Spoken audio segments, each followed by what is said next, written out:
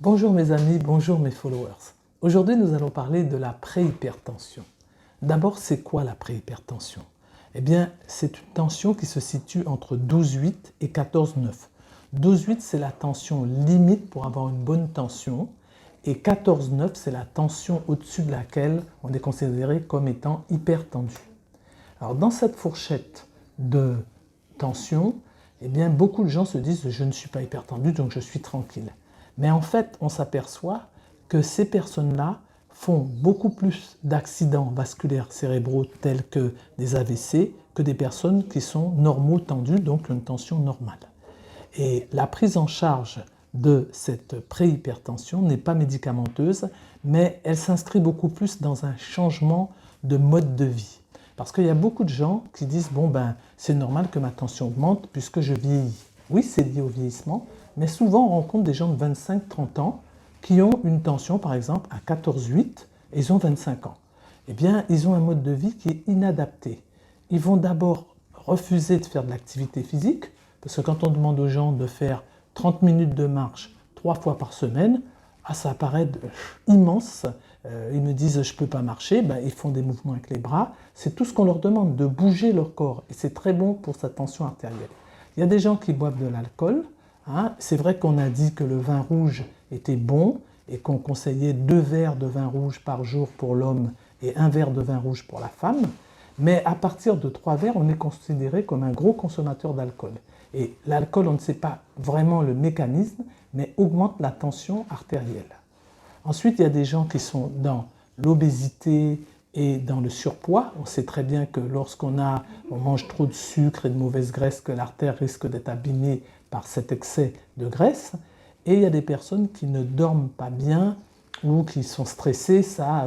Il y a des possibilités de relaxation. Mais surtout, ce que je voulais dire aujourd'hui, c'est qu'on peut prendre une approche diététique de ce problème-là. Et la plupart du temps, c'est des excès de sel. Le sel, on en mange beaucoup dans les pays modernes industrialisés. Pourquoi? Parce que le sel donne du goût à l'aliment. Alors, normalement, on devrait manger entre 6 et 8 grammes, mais on en mange entre 9 et 12 grammes. Alors, comment enlever cet excès de sel? Je dirais un seul mot d'ordre, épicez votre assiette végétale. Alors, je m'explique.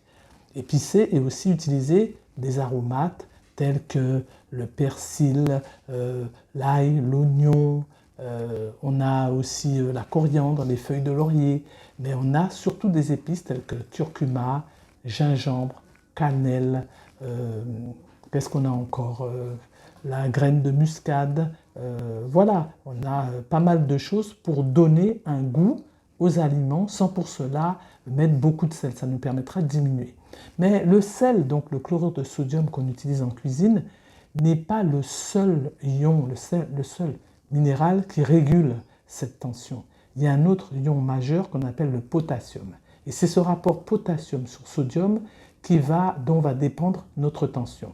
Alors il faut aussi donc du potassium qu'on trouve dans les légumes feuilles comme par exemple les brocolis, les choux, les épinards, la banane, on trouve aussi ça dans les agrumes, dans l'ananas, dans les fruits secs comme les amandes.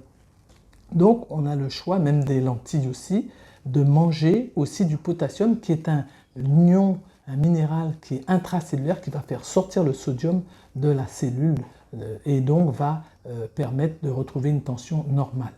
Alors, il y a aussi donc un seul mot majeur, épicez votre assiette végétale, donc mangez des végétaux.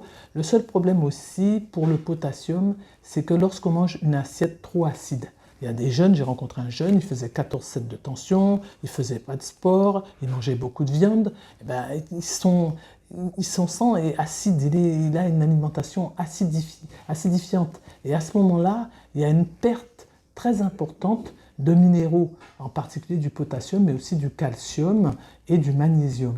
Donc ça n'arrange pas ce problème de préhypertension. De plus, il faudra que ces gens-là essayent de faire attention à ne pas manger d'alimentation industrielle. Parce que là, le sel est compris comme un conservateur.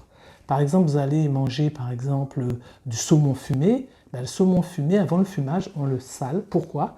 Parce qu'il y a des bactéries qui aiment le froid. Vous le mettez au réfrigérateur, ce n'est pas suffisant. Ces bactéries-là vont quand même se développer, par exemple la listeria, vont quand même se développer. La seule façon d'empêcher qu'elles se développent, c'est de mettre du sel. Et le sel va donc enlever l'eau du saumon et va permettre à ces bactéries de ne pas se développer. Donc, on va dire qu'on a une approche diététique, on va manger des produits naturels tels que la poudre de fèves de cacao, vous voyez, c'est un excellent antioxydant, ça va vous protéger et c'est pour ça que j'ai mis ça, pour faire un petit peu honneur aux produits locaux que l'on peut trouver, surtout dans cette période où on a besoin de manger des produits locaux. Donc, mes amis, c'est passionnant. Il est passionnant de voir qu'on peut répondre à un problème simplement en s'occupant de soi et en regardant autour de soi ce qu'il y a. Donc, un seul mot d'ordre, épicez votre assiette végétale, mangez des produits locaux. Au revoir mes amis, mes followers. N'oubliez pas de prendre rendez-vous au numéro affiché. Au revoir, merci.